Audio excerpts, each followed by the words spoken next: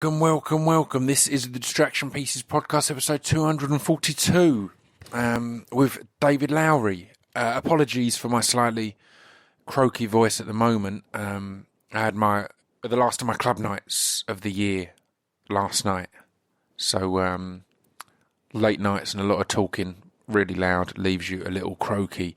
But it's weirdly fitting, because in this episode, David Lowery had pretty much completely lost his voice, but God bless him, he soldiered on, and we had a really good chat.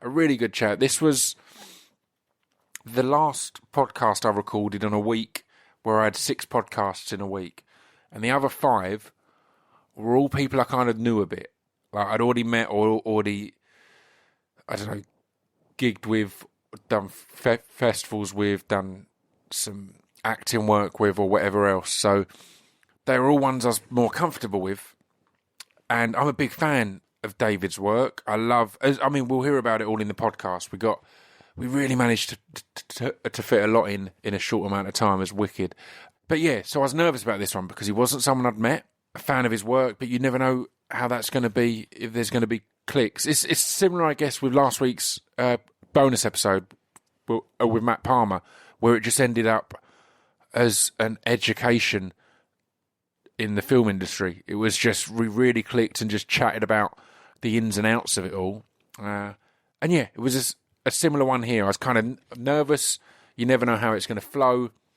Also, this was one that was part of a press junket, and they're always, as the long-time listeners will know, sometimes these podcasts are scheduled for an hour and we go on for several. So it's always those nerves at a press junket, that time will be tight, or that the guest could be exhausted from tons of podcasts. But David was a wicked, despite having every reason to be exhausted and unresponsive, because he literally had no voice. Poor dude. But yeah, we really hit it off. It was a great chat. Weirdly, the film I wanted to talk about the most was Peter a Dragon, which is quite strange, because I loved A Ghost Story. I like, his new film, which, as we speak now, comes out next week. We talk about that a lot, so we'll get all into all that in the podcast. Is there anything I should mention before we jump in? We've had the last club night of the year, so I don't need to plug that with you anymore. But obviously, speechdevelopmentrecords.com for all your Christmas needs. I've stocked up the signed section in there, so both of my books are in there signed. There's a limited number of Poetry and Emotion, which is my graphic novel of poetry, so there's only a few of them left, and this is the last batch we're going to have. There's a fair few of the Distraction Pieces podcast book left, and there's a load that are signed, and I've just had a load in, because again, we're on the last batch of that, because both of these we've sold out essentially of the publication, and all with proper publishers and that, like not a self-published or anything. So it's kind of mad that, yeah, we've gone through the whole print and reprint. It's nuts. So that's cool. But yeah, available signed at the speechdevelopmentrecords.com. There's my Edinburgh Fringe DVD that is available for digital download or on DVD. It's worth a look, man, over Christmas and that. It's an hour of poetry, I guess, but I made a point of making sure I was in a venue that had a bar and that it was engaging and it didn't feel as if you come to watch a lecture. So it's worth a look over Christmas, maybe, if you get a chance. What else do I need to tell you? Obviously, patreon.com/Scroobius Pip. It's going mad over there. I love how people are just, we've built our own little community that doesn't have all the negative trappings of a wider social media. I mean, speaking of social media, I recommend following David Lowery on Instagram. He's cool with the way he does stuff. He posts really just interesting stuff about his films, about film locations, and also he Instagram stories a lot of films he's gone to see, and when he has movie marathons at home. And you all know I'm a massive film nerd, so this just has had me buzzed. And in fact, we've chatted a bit since the podcast, and I hit him up about a film called The Square, which is going to be in my Films of the Year. I'm doing, as ever, I'll be doing a Films of the Year podcast. I think it'll be dropping in January. It'll be the first one after the Drunk Cast over Christmas. So, I hit him up about The Square because it's one that has blown me away this year, but I've not seen many people talk about. And the dude absolutely schooled me because he had seen it and recommended Force Majeure, which is by the same director. It was the film we did before that. And I watched that the other week and it blew me away because it's this dude. Hang on, let me remember his name. I'm reaching over to my Blu-ray. Yes, I buy things still. I like to have a physical copy. Ruben Osterland. He's got a really good way, and it's weird because in The Square he does it, but then there's also these two moments for me that are different from that. But he's got a really weird way of kind of like, everyone said that Seinfeld was the TV show where nothing happens.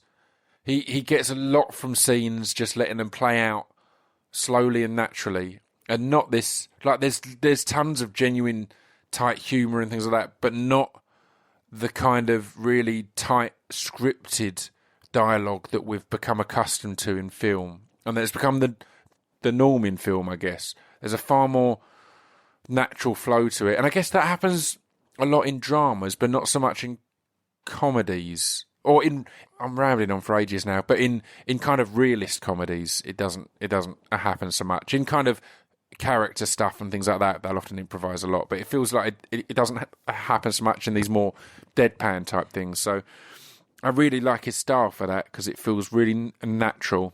And you kind of, it sounds weird to say, but I found on both of them, I'm kind of smirking and amused constantly, but couldn't tell you any like strict laugh out loud type moments. It's kind of, and they're always quite weird, and they're making a comment on a lot of different things. Anyway, I recommend the dude, but I'll be having my Films of the Year podcast at the end of the year, so you'll be excited to tune in for that, I'm sure, to hear what else has made the list. Because The Square is one of the ones that has made the list. There's a few that I'm certain aren't going to be knocked off. Obviously I'm busy a lot, but often if I'm busy and I'm on the road, I'll catch a film of the evening because I'm not that social a person. I'm not a partier. I don't drink much. I'd rather go and see a film on my own. So I watched a lot of films in the first 2/3 of the year, and then I've had this period where I've had a lot of other things on that I've caught a decent amount still, but not as many as I'd like. So at the moment, I'm really on a cinema binge. Every time I'm in London for a screening for future podcasts and stuff like that, I'm normally catching a couple of films before the screening. So I'm going in for 2 warm-ups and then on to the main course. So yeah, trust me, I'm doing my due diligence to tell you the very best films of the year in my humblest of opinions. Anyway, I've rambled on more than enough. You're going to really enjoy this podcast.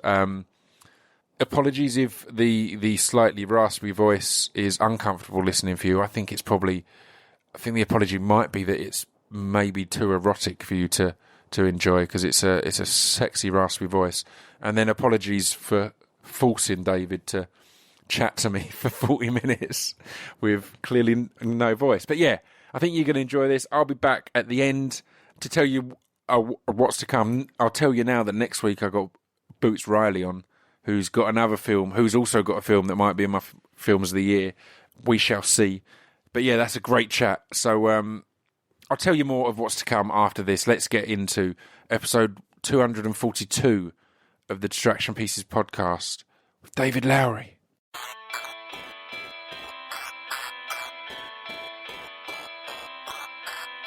This piece of fiction is the intro to Distraction Pieces. This piece of fiction is the intro to Distraction Pieces. This piece of fiction is the intro to Distraction Pieces. This piece of fiction is the intro to Distraction Pieces.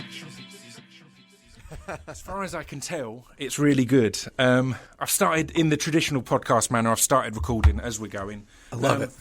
I'm joined today by David Lowery, and you're struggling a little bit with your voice, right? Yeah, I've got a rare case of laryngitis, so I might just let my timbre slip down a little bit and get a little raspy here. It's fine. Just own it. And initially, it makes it sound as if the audio is glitching out slightly, so it's absolutely people assume it's an error on their end or a problem with their phone. Or they just assume I'm doing my Tom Waits impression. Yeah, exactly. Well, I mean, I'm lucky that we've got 45 minutes here, so I want to talk about a load of things. But obviously, we're going to start with talking about The Old Man and the Gun, and it's a tough one because your voice issues are making it even more prevalent. That I kind of finished watching this and thought a lot of me doesn't want to talk about this film because I don't think there's much more.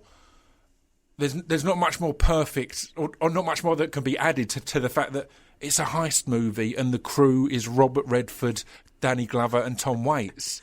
It's like tickets sold. That's kind of the best advert ever, right? As soon as, and again, on a lot of these films, it's always a bit scary if I've got a podcast already booked in, but in general, I'll try not to watch a trailer beforehand or anything beforehand. Again, I'm a fan of your work previously, so I was ready to have the podcast regardless. I knew I'd enjoy it in some way, but I loved going into it kind of blind, and I mean, it's a hell of a story. Just speaking of Tom Waits and Danny Glover and Robert Redford, did you have those guys in mind all along as you were writing it? Because the characters seem so perfect there. Well, Robert Redford brought the project to me, so this movie would not exist without him. Because it's a true story. It's a true story it's based on a New Yorker article about the real Forrest Tucker. Yeah. And he'd been wanting to play this part for a long time. Wow. And he saw something in my work that he liked, and he brought the story to me. And here we are a couple of years later having made this movie, and it's a real treat to have gotten to work with him. A real honor, in fact. Yeah. But it was definitely written for him. I would not have made this movie without him. Yeah. With Tom and Danny, I just was thinking, which great actors, which great characters in film history would I want to see hanging out with Robert Redford? Because they spend most of the time just hanging out. You don't see them like robbing that many banks. You just see them hanging out. Well, that was exactly it. Was the fact that there's loads of just little interactions and stories told that I'm like, that story couldn't have been written without Tom Waits in mind or without Danny Glover. It's like this has to have this isn't that he's playing this role. It's like you found your person. Exactly. So those characters that they play in real life, the Over the Hill Gang was like 20 or 30 guys. It was like a lot of hardened criminals. Yeah. In fabricating the story, I reduced it to 2 guys and just wanted to find 2 actors who could hold their own against Bob, who brought their own sort of legacy with them on their shoulders, and who I just wanted to hang out with. Yeah. And I wanted to wait until I'd cast those parts to really write them. So in the script, there was not much to those characters. Teddy Green and John Waller were barely there. Yeah. There were many scenes where it was just the guys count their money. That was the content of the scene. Yeah. And I knew that it would get filled out later on.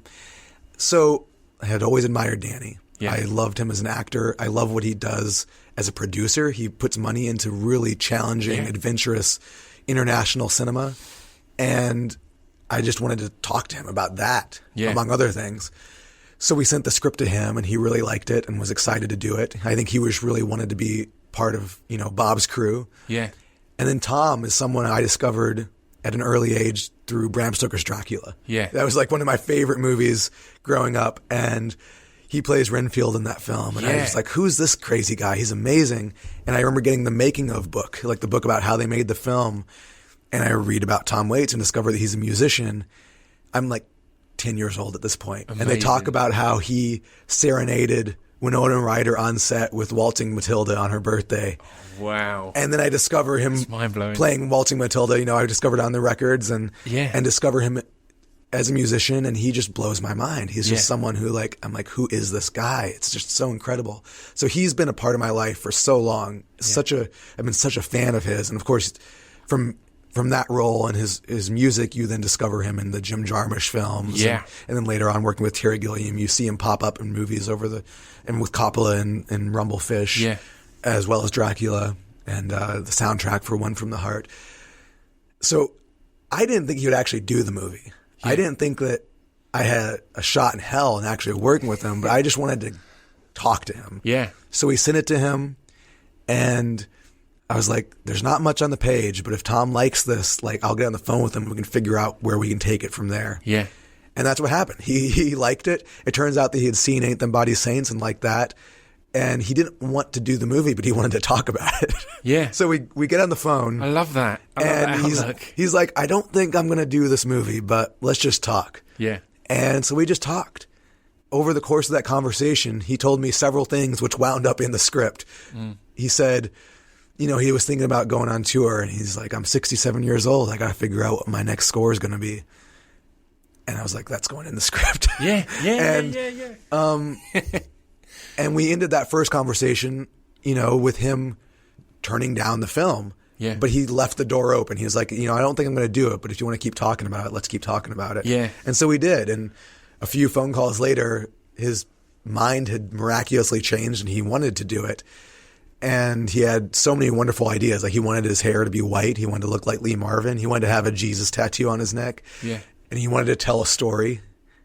And I asked him what story he had in mind. And he told me the story.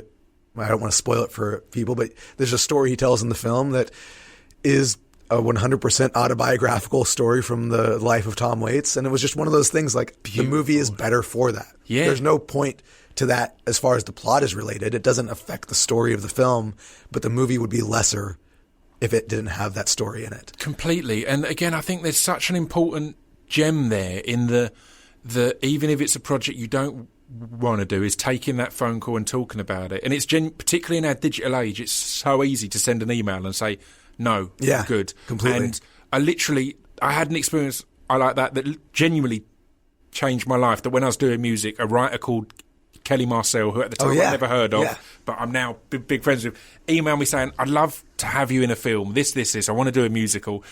And my initial reaction was, no, I'm really busy, I'm touring. And then I said, well, let's just meet. And I met, and through her I met Tom Hardy and Paddy Considine, and these actors who have been my inspiration from day one. And that led to everything, whereas that could have been an easy, because the fact is, at that point, I was too busy. Right. So it wasn't going to happen. So that could have been such an easy no. But doing that kind of, well, let's sit face to face and I'll tell you no. It opens the door. I'll tell you no to yourself, to you, and it makes all the difference. It makes a huge difference. So how was that, though, having a Robert Redford select you? Because your body of work is so varied. It's kind of, it made me think of, obviously you've worked with Casey Affleck a lot, and it made me think of one of Ben Affleck's lines in Jay and Silent Bob Strike Back, which I made note of the what have I been telling you? You got to do the safe picture and then you do the art house picture, and again it feels like your career with doing like following up Ain't the Body Saints with a Disney film is that's hilarious. It's mind blowing. There's that scene in Jay and Silent Bob Strike Back where like Wes Craven is shooting Good Will Hunting 2 hunting season, and he's just counting his money off to the side. Exactly. That's always been like a warning sign to me. But that's it. It's been beautiful that you've got that variation, but without the. I mean, they joke about it in there, but I'm sure Ben will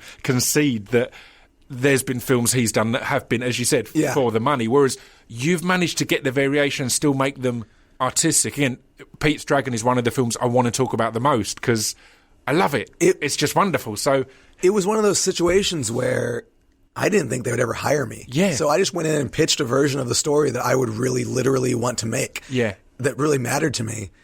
And they're like, great, sounds good. You should write that.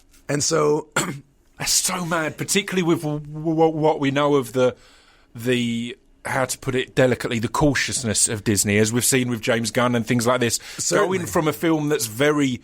It walks a line. It's sexually aggressive. It's aggressive. There's some dark shades there. Edginess to it, yeah. Yeah. So to then go, have this... I mean, obviously, it might help that every great Disney film starts with the death of parents. Of course, I don't know what their obsession is there. Yes, exactly. It's the darkest obsession that we seem to ignore, but The Lion King... they all have it, everything. Just you go through the lot. Bambi, everything.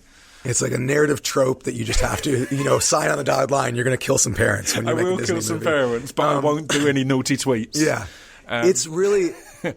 Everyone at Disney they love movies. Yeah. They have great taste in movies. And Sean Bailey, who runs the studio, is on the board at Sundance. So he goes to Sundance every year and sees all of the new voices that are there. So he saw Ain't Them Body Saints.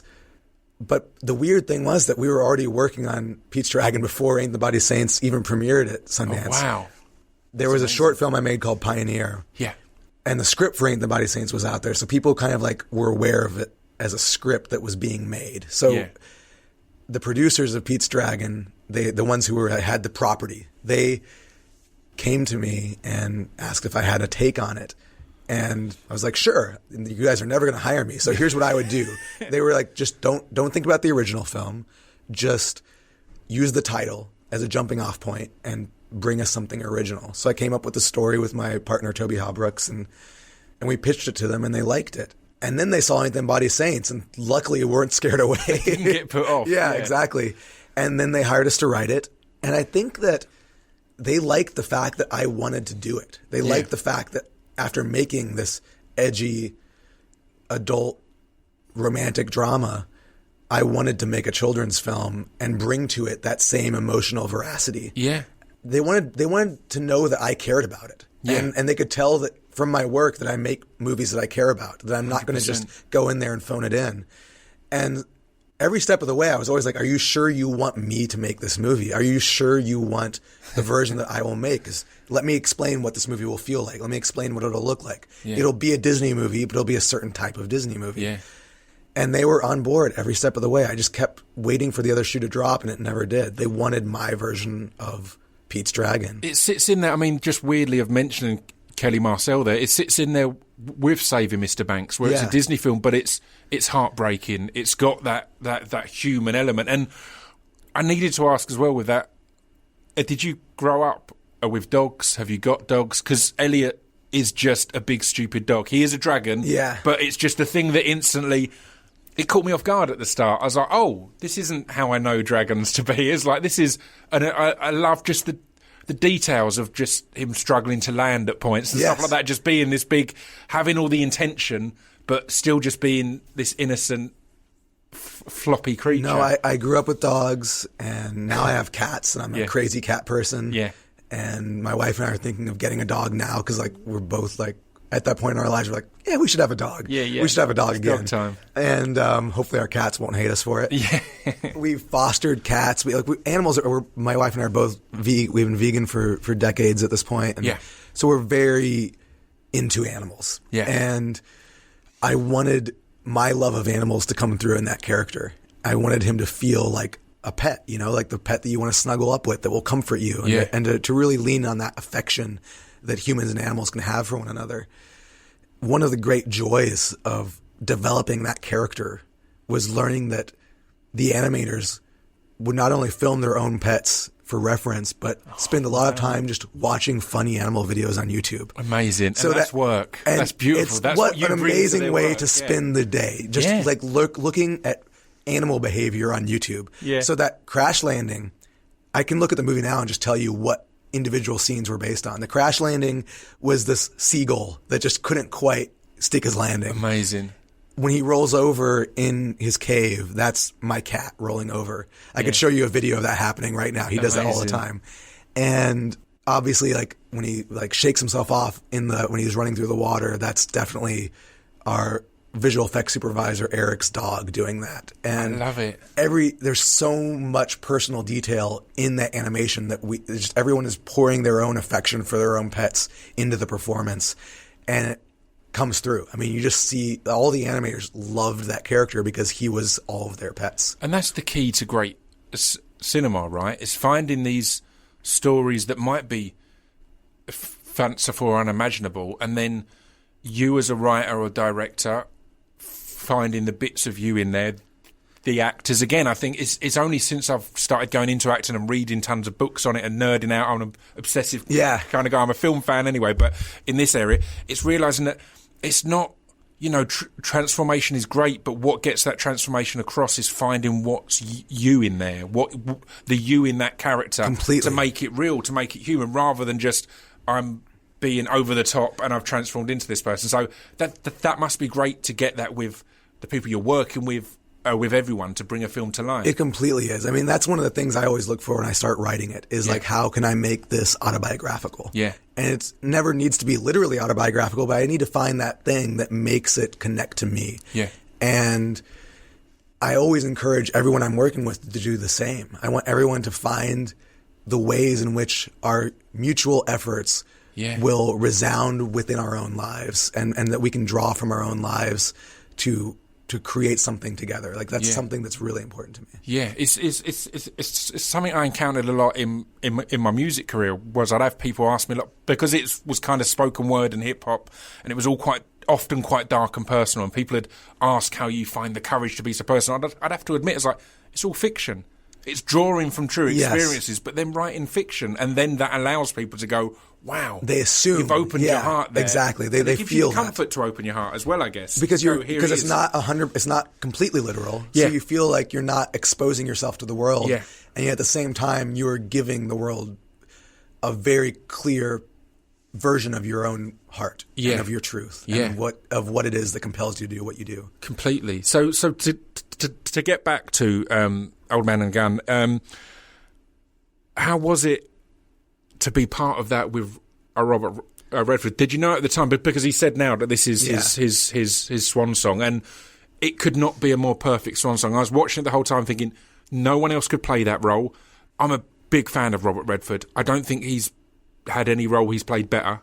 You know, there's probably some that are on a par. It's hard to say it when I've only just seen it. It's hard to put it in the realms of history, but it's perfect because it's a character that, for the audience to go along with it, it relies 100% on charm. Mm-hmm. Because the fact is, again, we've not really said what it is. It's an older man who's robbed banks his whole life and escaped from prison, and he's got a gang of older men. And the fact is that he's a criminal, and you know there's probably people getting scared. There's all these other things, but he hurts people's feelings left and right in this movie. But he's played as and written as the word that came to mind was a rascal. Yes. It is. It's that the charming naughty, cheeky boy. Yeah. And it's like, he happens to be robbing banks and doing these dark things, but it's lovable all the way. And his interaction with Sissy, Sissy Spacek, is just the most warm. And again, all of it. It's another thing. None of it feels written. It all feels like, obviously, knowing how films work, it has to be, but it feels like you've gone, right, we'll get up one morning and let's start making this story, because it feels so natural and human. From the very beginning, Bob wanted it to be a spiritual successor to some of his earlier, the movies that made him famous. Yeah. Where he played an actual outlaw. Yeah. So that was always lines referencing that. I'm not going to ruin it because it's so good to watch in there. Yeah, totally. A line or two in there that you're like, oh, this is And so that was always on my mind. So I always knew that it would be a bookend of sorts. That we were, kind of providing the follow up to Butch Cassidy that Butch Cassidy never had. Yeah, yeah. So that was on my mind, but I never thought of it as his last movie or like a swan song until a few months before we started shooting. He did an interview in which he said he was going to retire after we wrapped principal photography. Yeah. And that just sort of like landed on me. All of a sudden, my phone lit up and people were like, "Did you know about this?" And I was like, "No, I had no idea. We never talked about it." The pressure then. And so suddenly I had this pressure Yeah. that I might be making the final Robert Redford movie. And after a few days of stressing about that, I just thought, I'm not going to think about that at all. I just had to cast it out of my mind, because otherwise it would infect everything we did with a sense of finality. And one of the beautiful things about this movie is that in spite of feeling like a bookend, it also is got a lot of a youthful spirit to it. Yeah. I really wanted Bob and Sissy to play their parts as if they were teenagers. I didn't want them to be commenting on how old they are or how much time they've got left or being too, wistful and reminiscent about the good old days. I wanted them to be looking to the future. Yeah. And it's played like a teenage romance. Exactly. They are the age they are. There's no getting around that. So we don't need to talk about it. Yeah. Had I gone into this movie thinking every day, this is Robert Redford's last movie, I would have shot it that way. Yeah. Every time he picks up the phone, I'd be like, this is the last time we're going to shoot Robert Redford at a payphone in a movie. Yeah. And that would have been heavy. Yeah.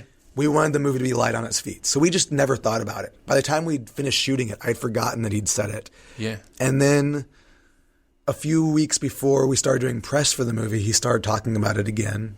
And then, it works its way out into the press and becomes part of the story of the film. And at that point, the weight of that hit me. And looking at the movie in those final weeks of, I guess it was like July and August as we were starting to ramp up to do press and we were doing a couple long lead interviews and he would mention it, I started to look at the movie with that in mind, and it became more emotional. Yeah. It went from being a very rollicking, fun-loving, high-spirited romp to being something that really did feel like a swan song. And I'm glad that that's coming to the movie now, that we didn't bake that into it. Yeah, completely. From the get-go, because it's a nice note for the movie to have, but we're not overdoing it. I couldn't agree more, and it's something I hadn't realised was missing from it, and for better. There's been loads of films that are the older guys on the road again, Vegas or whatever else. Yep. And this, again, it's never addressed that they're old, other than in the fact that that's in the description of the person who's robbing the bank, all that. It's never played as, it's these old boys. No. It's just, it's some lads. It's some mates. It's so refreshing to not talk about that. And that was something we never, Even though it's key to the story. It's key to the story. It's hugely bold to ignore it, essentially. The main point is kind of ignored. You just get it. It's just, you see that when Bob walks across the room, he's got a little hitch in his gait now because he's the age he is. You don't have to have him complaining about it. Yeah. It's just part of who he is now. And it's all the acknowledgement is there on screen. Yeah. It's a fascinating one because it's one of the first films that I feel the prior knowledge of the actors informs something of the characters. For sure. I've been kind of thinking a lot recently that a lot of my favourites, or a lot of the biggest TV shows, I think one of the reasons they're so good is that they often have unknown actors in. So Game of Thrones and so many other things, it was their first gig. So you only know them as that character. And there is something that's taken away when, Al Pacino, if you're casting Al Pacino, it's because you want Al Pacino. So it's kind of, there's a weight there that takes it out of the story you're losing yourself in. And this is a rare time where it adds to it because it's completely right. Your knowledge of how old they are, or the awareness of their years, is that you know them from things from years ago. You know a Lethal Weapon. Yes. You know Tom Waits from, as said, Dead Man, all the Jim Jarmusch stuff, and just his music. Yeah. So it doesn't need to be said. It's kind of here it's these older guys. Remember, got history. I love leaning into the legacy of these guys, of all of these actors, and then leaning into their history. And rather than casting them in parts where they had to set those past incarnations of themselves aside, I was like, let's embrace it. You know, with Tom, maybe you're the older version of your character from Down by Law. Even though they're different eras that the movies are set in, let's embrace that. Let's let this build on that. And with Redford, certainly, I was like, we're never for a moment going to forget, who you are when we're watching this movie. Yeah. So rather than go overboard trying to make you into a character that you'll never completely be anyway. Yeah. Let's just embrace the Robert Redford of it all. Yeah. And let that do a lot of our heavy lifting. Yeah, I love that. It also it made me think at points of Harvey, which is my favourite film of all time, Jimmy Stewart. Yeah. And it's one that I feel has always been needing a remake because it feels so prevalent today with overdiagnosis of stuff and things like that. But the thing that it struck me with this was, and again, it's not giving away too much, but when Robert Redford is committing these robberies, the defining feature is he's happy. Yes. And there's a brief moment in the film where he's not, and he's sad. He's a different man. He's a changed man. And then you start to look at, and again, this is a weird justification. It's like, these banks are insured. They've got coverage. No one's slope. actually being hurt. It's a really slippery slope. Slippery slope, but it is that kind of no one.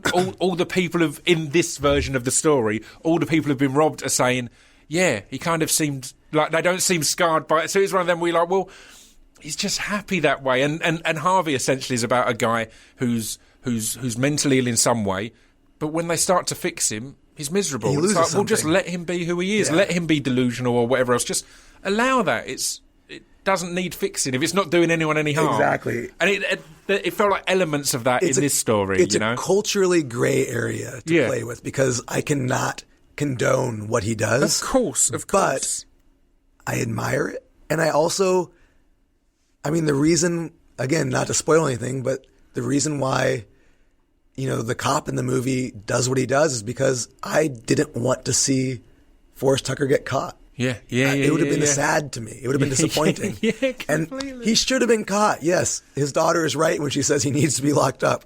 But at the same time, does he? I mean, I really I don't want to see him get caught. Yeah, particularly at that point in his life and all of this kind of thing. Yeah, it's like what's the worst that could happen? Yeah, exactly. So, before we move on from this film, what is it about heist movies that is just exciting and engaging? And American Animals came out this year, and it was another movie that I really liked because it was a heist movie that was essentially, there is money involved, but it was essentially based around the reason for doing the heist is because it seems like an exciting thing to do, and that's the vibe of Robert Redford's character in this, is that he just enjoys it. In fact, he states that at different points. He's like, it's fun. There's like two things. One is that on a cultural level, we like seeing an individual go up against an institution. Yeah. And so when you see someone rob a bank, that is the embodiment of, especially in America, I feel like, where the entire country came from, a group of individuals going up against a massive institution. Yeah. Which is where we are now. Yeah. Going up against the throne. And it's so prevalent in the U.S., that sense of that outlaw mentality. And that's why you see kids with Scarface posters on their wall. Yeah, of course. We should not, put Tony Montana on a pedestal, but we do because he's an outlaw who is one guy going up against something. Yeah. And so there's something very appealing about that. The other thing is there's so much pleasure to be had in watching professionals execute a plan with proficiency. Yeah. When you see people who know what they're doing, planning something and then executing that plan, it is just delightful and delicious and exciting and thrilling. And then, of course, sometimes those plans go wrong, and that is when it gets suspenseful and tragic and breathtaking. But there's so much satisfaction to be had in watching people who are good at what they do doing something that they love doing. Yeah.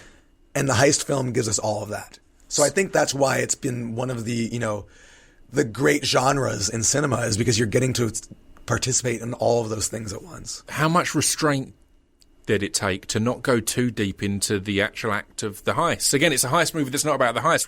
We've got films like a Rafifi that have nailed the heist scene and things like that.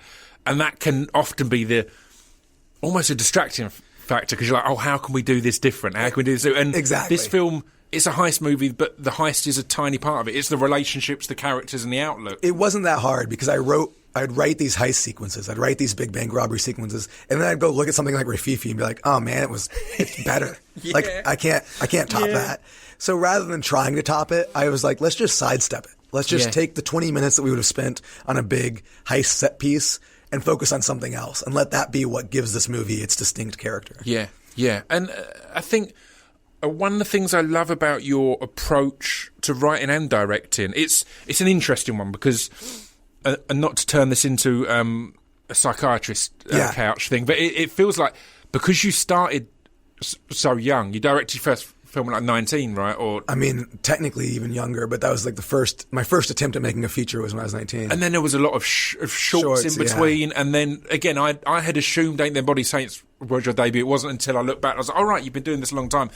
But it feels like it gives you a confidence and comfort in what you're doing. And I mean, we spoke of the cop in Old Man and the Gun is Casey Affleck. He's also he's been in a couple of them, a few of them, but he's also in Ghost Story. And Ghost Story was one that it blew me away. Number one, just artistically, I enjoyed it as a film. But number two, as someone who writes scripts and stuff as well, to have the confidence. I mean, you must have turned in like a 20-page script for that feature, because there's so much that's just a really simple, easy one to say.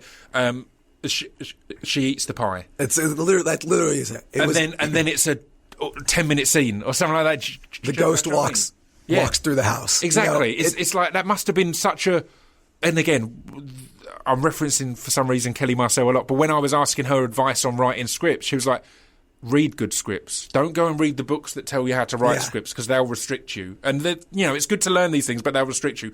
Read scripts that you like, and then just write. And it feels like that kind of confidence is in your approach, because that's a short script on paper. It was about 30 pages. And the movie's not that different from the script. It's not like it changed a lot. It was all pretty much there on paper, but there wasn't that much there. It was definitely the scariest movie I've ever made. Like, I felt like I was jumping off a cliff every single day because it's so high concept. Yeah. The idea that we're going to follow this guy in a bedsheet for 90 minutes and become emotionally connected to his journey, it could have gone horribly awry. Yeah. And there were versions of it that we shot that did not work. And so every day it was just like everyone was on set working so hard to make this thing work, and it might fail miserably. And I was just terrified. But I did have like this confidence that there was at the core of this idea something worth pursuing. And we just had to keep going until we made it work. And that's what we did. It's something that I don't know if I could have made that movie 10 years ago. I couldn't have. Yeah. It would have been a different movie anyway. I'm not who I was 10 years ago. It definitely came at the right point in my life, having just made Pete's Dragon, getting ready to make Old Man the Gun. Jumping into that was a cleansing experience because I really got to trust myself as a filmmaker. When I talk about writing screenplays, I really think of writing them. I don't think about them as a writer. I think about them as a director. Yeah. And writing them is the first step in directing. Yeah. I'm directing on paper. Yeah, yeah. And with that one, I didn't give myself that much paper to work with before I was on set making the film. And so it really was a process of figuring out what the movie was while we were making it. Yeah. We did have a script to go on, but like you said, it's not a lot.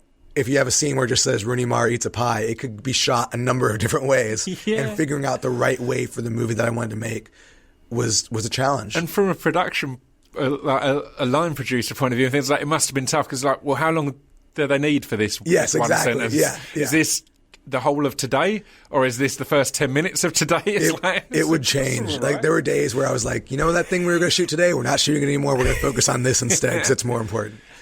So was working with Casey key in that one? I mean, number one, I need to ask: was he always under the sheet, or would you rather not? Well, I don't think it changes the movie. Yeah.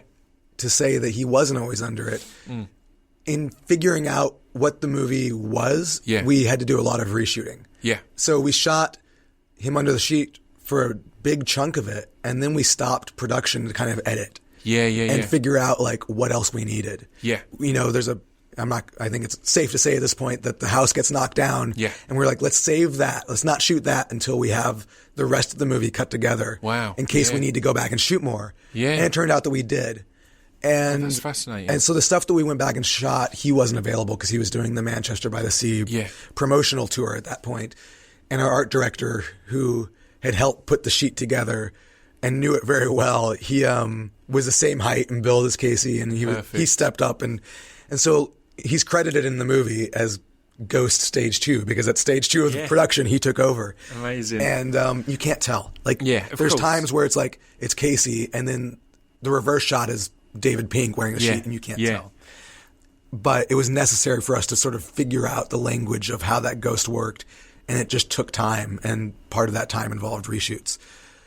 But it was necessary to have him there at the beginning so that we attach ourselves to him as an actor that we recognize, as a character that we can empathize with, so that when that transition occurs, when, you know, the sheet gets put over his face and then he sits up, we accept him as a character rather than just a symbol. Yeah, yeah, and that made a huge difference, and it feels like it felt like the perfect actor to work on a project like this, because I'm sure he did a film with Gus Van Sant in a desert. Yeah, Jerry.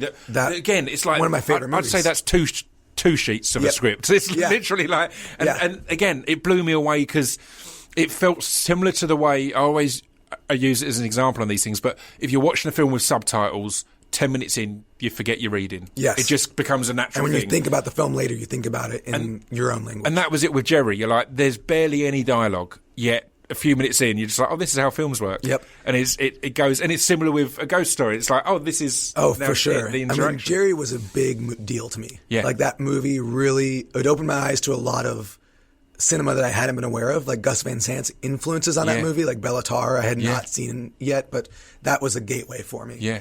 And it also was the movie that really made me excited about Casey. And, you know, I wanted to work with... I was a fan of his... You know, he's in all the Kevin Smith movies, and he's in To Die For, and I'd been aware of him, but that was the movie that made me a fan of his. Mumbling away in Good Will Hunting. Exactly. Yes. Exactly. Incomprehensibly. Yes. Just like, yeah. So I mean, you spoke about reshoots, and that makes perfect sense, because if ever there was a film that you were gonna know what you'd got in the edit, it's a Ghost Story, and particularly I'd say even the score, a film with such little dialogue, the score is telling so much of the story. So how was that to wrap principal photography and know you're probably about a quarter of a way through essentially directing the film, because there's so much still to direct? It was scary. It was like, as fun as it was to make the movie, it was really hard. Yeah. It was really a challenge. And to wrap the first chunk of it and think like, we're not done yet. We're all coming back. We're all coming back to this house, and we're going to keep shooting. It was daunting. And I remember showing the first assembly to Daniel Hart, my composer, and I was like, what do you think? Like, what do you think? What do you make of this? Yeah. And he's like, I don't know yet. It was a lot of head scratching early on as we just tried to figure out what the movie was. And it's surprising to me to look at the script, and it's not that different. The movie is the script. It was all there on the page, but we went on a lot of tangents. We took a lot of detours, and we just had to figure out what that script looked like when it was brought to life. Yeah. And it was a really invasive creative process. We're like, here's what's on the page. Here's what we're seeing. How do we reconcile these two things? What is it that we actually are looking for when we have this one line in the script that says the ghost walks through the house? Yeah. What was I thinking when I wrote that? What does the emotional quality need to be? So as things settled down, as they always do, and we kept shooting, and as the film defined itself for us, I think I got an idea of where the music needed to be in the movie, and sort of what the quality needed to be. But one of the great things about working with Daniel is he scored all of my movies. Right. I was going to ask that, because it seems like such a key relationship in your works, because it is the real. I feel each film feels so different, but it's partly because of the score. The scores are so different in each film. To hear you work with the same person would make people who haven't seen them assume there's going to be a similarity. There's not. They're not. There's such jarring differences. But he has an innate ability to understand what the movie needs. Yeah. And so with each film we make, I feel like we talk about it less. Yeah. And I just will show him the movie. I'll give him a couple ideas that I might have in mind, but he does all his own spotting. Like, we don't do it. We don't go through the movie and say, okay, we need music here, here, here, and here. Yeah. I just trust him to spot it, and he'll give me music. And sometimes the music needs to move around. Sometimes I decide we don't need music in a certain place, but nonetheless, within 98% of the time, what he gives me right out the gate is what the movie needs to sound like. He writes music that sounds the way the films look and feel. It's amazing. And it's an amazing gift when you have a collaborator who can tap into whatever it is you're working on so thoroughly that you don't actually need to talk to them about it. And when you find people like that, you just hold on tight. I was going to say, I think it's why you see people work with the same actors or same teams along, and people will start to signify it as nepotism or who you know, or whatever. It's like, no, if you find someone who you've got that artistic shorthand with, that you get it, you're on the same page, then that's something that's going to be hard to walk away from, right? You're not going to want to go in another direction. Or if you want to go in another direction, it's with them. It's with them. You want to go together. You're like, let's grow together as people on this journey. Yeah. That shorthand is invaluable because when you first get to know someone and you're first working with them, most of what you're doing is convincing them to trust you. Yeah. You're like trying to find that trust.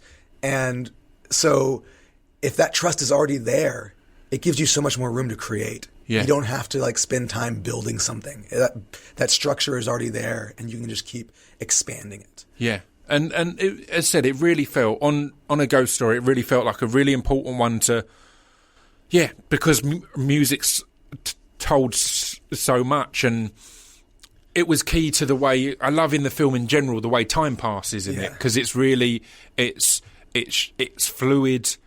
It's not your regular linear passing of time, and I think it's a fascinating thing because I always remember I'm a big fan of Prince, and I always remember Prince saying that he doesn't celebrate birthdays because he's like, if you celebrate birthdays, then that's this mark all the way along.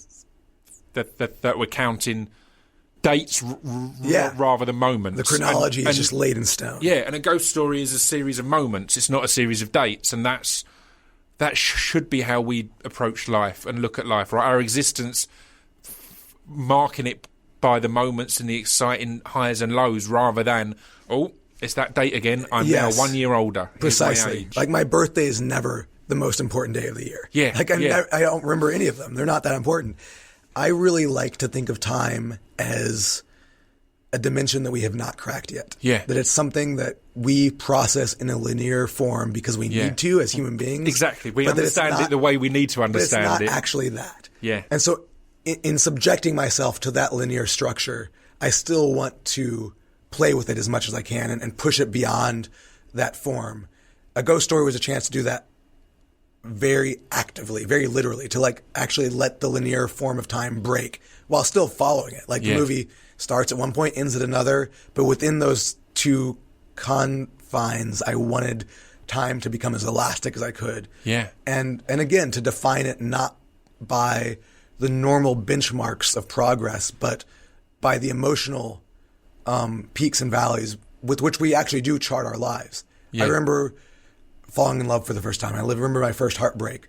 I don't remember getting my driver's license. You know, things like that. Yeah, Those things that signify advancement culturally don't matter as much as those signifiers that affect our hearts and our souls. Completely. So, I mean, I'll wrap things up now by simply asking, and again, this is always the most, this feels like the most fascinating question for you specifically, of what's next, because of this variation of different things, as I stated with the Ben Affleck quote at the start. It was so helpful that I had already made Old Man the Gun by the time A Ghost Story came out. Yeah. Like, we shot the movie. Really? I didn't even realize We shot the movie.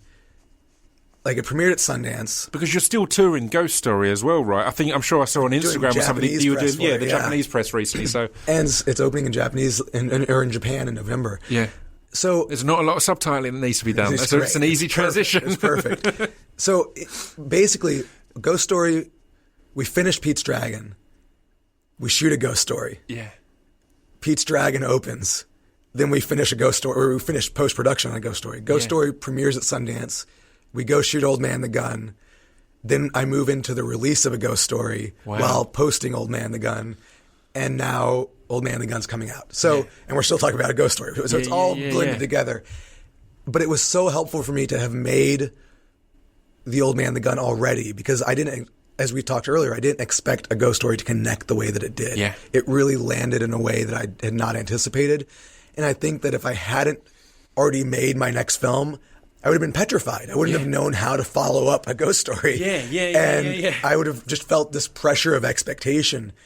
And so it was really helpful that Old Man the Gun was already in the can. Yeah. And I could be like, I've already made my next film. It's completely different. Yeah. And I can't wait for y'all to see it. I'm not going to ruin anything by this weird film that you might not get. Again, it turns out people did get it, but I've already got this. I can prove myself here, and I can make normal films too. And so now my next film has not been shot yet, but we're in prep, or in the early stages of prep, and it will, it'll be its own thing. It's something I haven't done before. It's a genre I haven't tapped into, but I think it'll feel very much of a piece with the rest of my movies. And, should it actually come to pass, knocking on wood here, I think people will be very excited about it, but it will also be a surprising left turn, which is always what I want to do. I always want to I don't want to surprise people for the sake of surprising people. I just want to challenge myself with every movie I make and to explore new territory while also doing the things that I like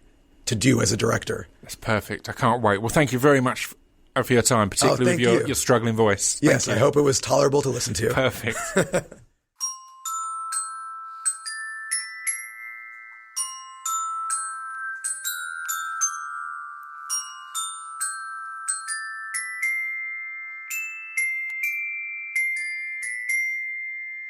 You've been listening to Scroobius Picks Distraction Pieces. There we go. That was episode 242 of the Distraction Pieces podcast with David Lowery. I really enjoyed that conversation, and it jumped out.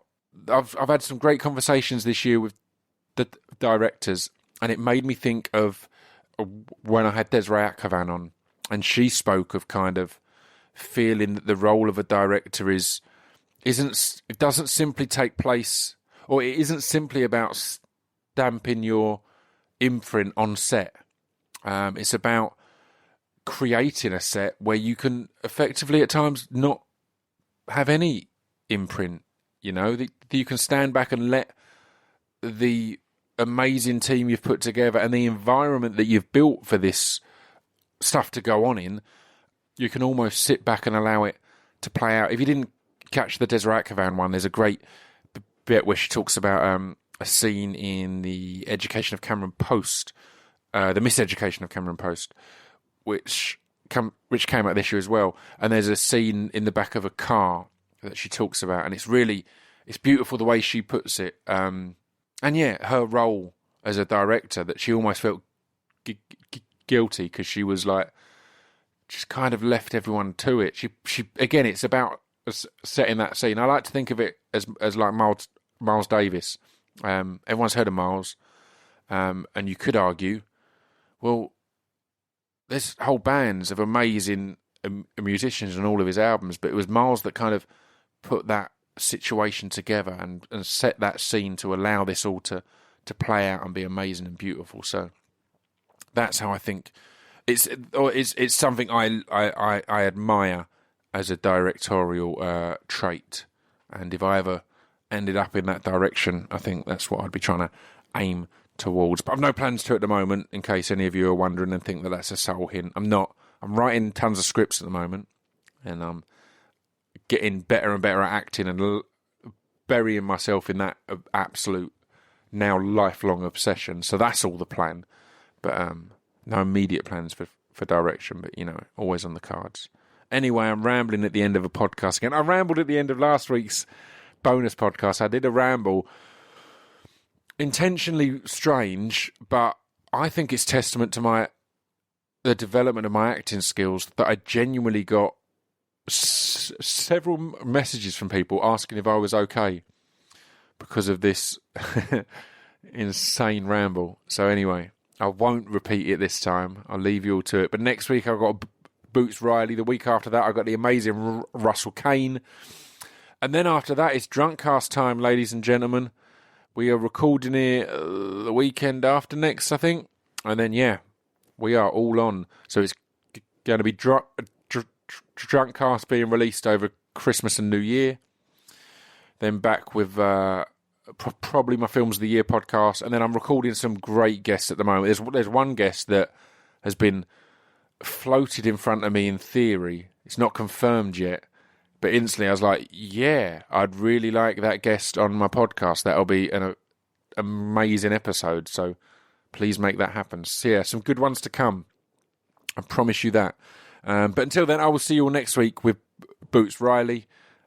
And go and check out The Old Man and the Gun in cinemas a week on Friday. So what's that? This December 7th, I think. Around that time.